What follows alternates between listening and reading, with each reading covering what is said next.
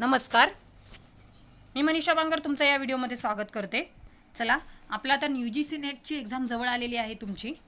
त्या दृष्टीने फर्स्ट पेपरचे प्रीवियस इयर क्वेश्चन पेपर घ्यावेत असं मला कमेंट्स आल्या होत्या। त्याच्यामुळे मला ज्या परीने जमते त्या परीने तुम्हाला घेण्याचा प्रयत्न करते। UGC नेटचा हा बघा फर्स्ट पेपर आहे, 2013चा आहे। कधीचा आहे?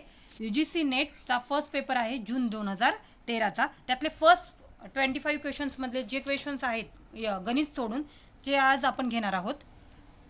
चला बघा, त्याच्यामध्ये तुम्ही परीक्षेला गेल्यावर काय असतं, बहुविकल्पीय क्वेश्चन्स आहेत। प्रत्येक प्रश्नाक 2 अंक आहे, म्हणजे 2 मार्क आहेत। त्याचबरोबर काय केलेलं आहे, 50 प्रश्न आहेत आणि त्या 50 प्रश्नांचे उत्तर देणं अपेक्षित आहे, असं त्यांचं म्हणणं आहे। चला सुरुवात करूया। फर्स्ट क्वेश्चन काय आहे, गणितावर आहे। सेकंड क्वेश्चन घेऊया। टेलीफोन निम्नलिखित में से किसका एक उदाहरण है? काय सांगितलेलं आहे, टेलीफोन निम्नलिखित में से किसका एक उदाहरण है? तर त्याचा आन्सर आहे ए, रेखीय संचार। कशाचं उदाहरण आहे? रेखीय संचारचं उदाहरण आहे। टेलीफोन निम्नलिखित में से रेखीय संचार का उदाहरण है। किसका उदाहरण है? रेखीय संचार का उदाहरण है। आणि previous year question first paper असो कोणताही पेपर असो, प्रीवियस इयर क्वेश्चन पेपर हे अतिशय महत्त्वाचे आहेत। त्याच्यामुळं तुम्ही जर चॅनलला सबस्क्राईब केलं नाही तर नसेल तर सबस्क्राईब करा। त्याचबरोबर बेल आयकॉनवर प्रेस करून ऑलवर क्लिक करा, म्हणजेच तुम्हाला नवीन व्हिडिओ आल्यानंतर नोटिफिकेशन मिळत जाईल मित्रांनो। आणि व्हिडिओला नक्की एक लाईक करा। चला, क्वेश्चन काय होता, टेलीफोन निम्नलिखित में से किसका एक उदाहरण है? तर टेलीफोन निम्नलिखित में से रेखीय संचार का उदाहरण है। कशाचं उदाहरण है? रेखीय संचार का उदाहरण है। नेक्स्ट क्वेश्चन पाहूया। ग्रेप वाइन संचार के साधन होते हैं। क्वेश्चन काय आहे, ग्रेप वाइन संचार के साधन होते हैं। तर ग्रेप वाइन संचारचे साधन कोणतं आहे? ग्रेप वाइन हे काय आहे? एक अनौपचारिक साधन आहे। क्वेश्चन काय होता, ग्रेप वाइन हे काय आहे, औपचारिक आहे की अनौपचारिक आहे? तर ग्रेप वाइन संचार हे एक अनौपचारिक साधन आहे। नेक्स्ट क्वेश्चन, अंतर्राष्ट्रीय स्तर पर संचार से जुड़े, नेट क्वेश्चन वाचायचा, अंतर्राष्ट्रीय स्तर पर संचार से जुड़े मुद्दों की चर्चा किसके द्वारा की जाती है? काय क्वेश्चन आहे, अंतर्राष्ट्रीय स्तर पर संचार से जुड़े मुद्दों की चर्चा किसके द्वारा की जाती है? तर किसके द्वारा की जाती है? ITU। किसके द्वारा? ITU के द्वारा क्या की जा सकती है?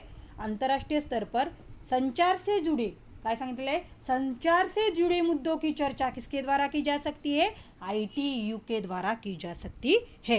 चला नेक्स्ट क्वेश्चन पाहूया। हे सर्व प्रीवियस इयर क्वेश्चन पेपर मधले फर्स्ट 25 क्वेश्चन्स आपण घेणार आहोत गणित सोडून। टीवी श्रोताओं के द्वारा प्रयुक्त रेफरेंशियल फ्रेमिंग संचार माध्यमों को किससे जोड़ता है? काय विचारलेला आहे क्वेश्चन, टीवी श्रोताओं के द्वारा प्रयुक्त रेफरेंशियल फ्रेमिंग संचार माध्यमों को किससे जोड़ता है? तो किससे जोड़ता है? यथार्थता से जोड़ता है। किससे जोड़ता है? यथार्थता से जोड़ता है। टीवी श्रोताओं के द्वारा प्रयुक्त रेफरेंशियल फ्रेमिंग संचार माध्यमों को किससे जोड़ता है? यथार्थता से जोड़ता है।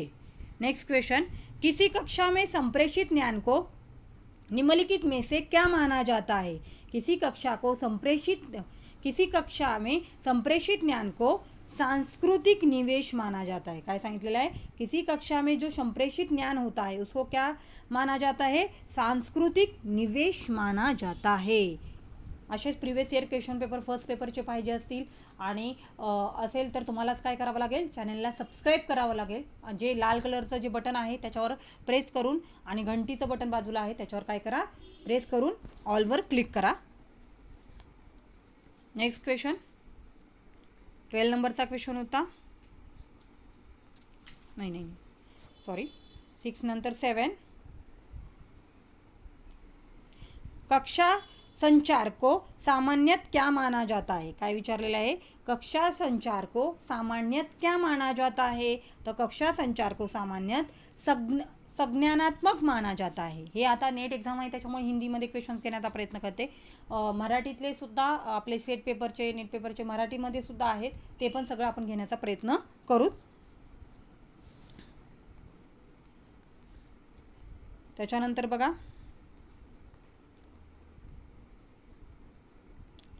हा क्वेश्चन बघूत आपण, क्वेश्चन नंबर 14।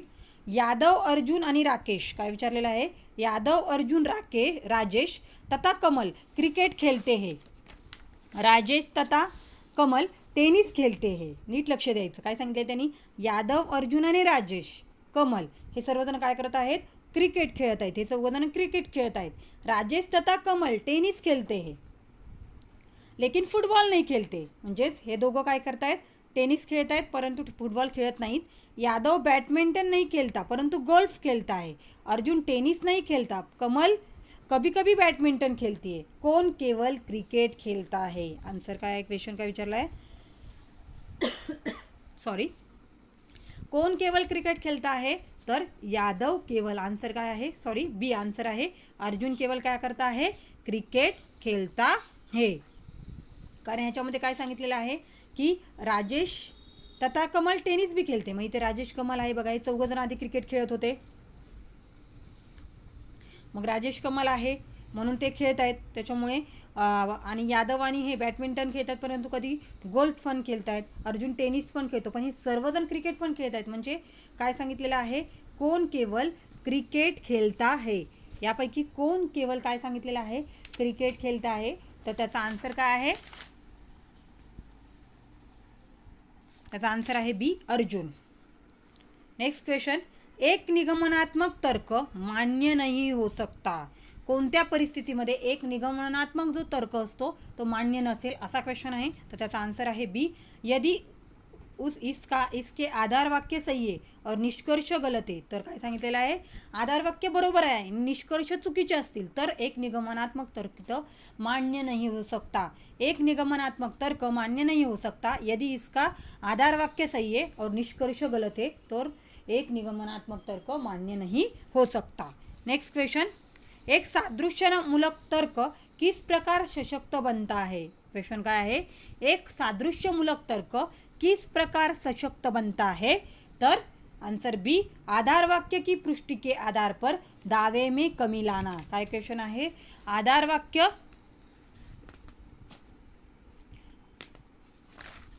वाक्य की पुष्टि के आधार पर दावे में कमी लाना असं जेव्हा असेल तेव्हाच काय होईल, एक सादृश्यमूलक तर्क सशक्त बनता है. नेक्स्ट क्वेश्चन, यदि दो प्रतिप्तों में से दोनों एक साथ गलत नहीं हो सकती परंतु दोनों एक साथ सही नहीं हो सकती तो उन दोनों के बीच का संबंध क्या है. काय विचारलेलं आहे, एकाच वेळी दोन्ही व्यक्ती बरोबर पण नाही असणार आणि एकाच वेळी दोन्ही व्यक्ती काय नाही चुकीच्या पण नसणार, हा असा संबंध दर्शवणारा कोणती गोष्ट आहे. असा क्वेश्चन्स आहे मित्रांनो. क्वेश्चन नीट समजून घ्या. त्याचा आन्सर आहे बी, उपविपरीत. काय सांगितले, उपविपरीत. दोनों एक साथ गलत नहीं हो सकती परंतु दोनों एक साथ सही हो सकती है, तो उन दोनों के बीच का संबंध है उपविपरीत, यह संबंध है. नेक्स्ट क्वेश्चन, व्यापक विस्तार क्रम में 3 मदों के व्यवस्थापन हेतु कुछ कूट नीचे दी गए है, सही कूट ए करिए. म्हणजे काय काय दिलेलं आहे, जे कूट दिलेलं आहे त्यातलं जे योग्य आहे ते निवडा सांगितलेलं आहे. तर त्याचा आन्सर आहे बी, कपडा पोशाख तथा कमीज. काय सांगितलेलं आहे, कपडा पोशाख तथा kameez. Next question, question number 19, इस कथन की सभी नास्तिक निराशावादी होते हैं. काय सांगितलेलं आहे, सभी नास्तिक निराशावादी होते हैं का समान कथन कौन सा है. यासारखंच एखादं समान कथन कौन सा है. त्याचा आन्सर आहे सभी गैर निराशावादी गैर नास्तिक होते हैं. असे क्वेश्चन येतातच मित्रांनो, त्याच्यामुळे previous year question paper all करून ठेवा. इस कथन की सभी नास्तिक निराशावादी होते हैं का समान कथन कौन सा है, तर सभी गैर निराशावादी गैर नास्तिक होते हैं. क्वेश्चन नंबर 23 हे काय केलं होतं, पॅराग्राफवर विचारलेले आहेत. आपण नेक्स्ट क्वेश्चन पाहूया. इंटरनेट एथिकल प्रोटोकॉल को क्या कहा जाता है. Question number 24, internet ethical protocol को क्या कहा जाता है, तर उसको नेटिकेट कहा जाता है. क्या कहा जाता है, नेटिकेट कहा जाता है. इंटरनेट एथिकल प्रोटोकॉल को नेटिकेट कहा जाता है. या व्हिडिओमधला शेवटचा क्वेश्चन, क्वेश्चन नंबर 25, नेट पर वाणिज्यिक संदेशों को क्या कहा जाता है? क्या क्वेश्चन आहे? नेट पर वाणिज्यिक संदेशों को क्या कहा जाता है? तो उसको क्या कहा जाता है? वेब मार्शियल कहा जाता है। नेट पर जो वाणिज्यिक संदेश आते हैं उसको क्या कहा जाता है? वेब मार्शियल कहा जाता है। आज आपण इथं UGC नेट 2013च्या फर्स्ट पेपरचे 25 क्वेश्चन्स पाहिलेले आहेत गणिताचे सोडून, आणि याचे पुढचे क्वेश्चन्स आपण पुढच्या व्हिडिओमध्ये पाहू। तोपर्यंत व्हिडिओ जर आवडला असेल तर नक्की लाईक करा। माझा काही हिंदी सब्जेक्ट नाही, पण मी तुमच्यासाठी तुमच्या आग्रहास्तव तुमच्या कमेंट्सनुसार मी हिंदी तुम्हाला आता UGC नेट 2021साठी अतिशय महत्त्वाचा हा व्हिडिओ आहे, त्यामुळे नक्कीच चॅनलवर नवीन असाल तर सबस्क्राईब करा, लाईक करा, शेअर करा, सबस्क्राईब करा मित्रांनो। भेटूयात पुढील व्हिडिओमध्ये।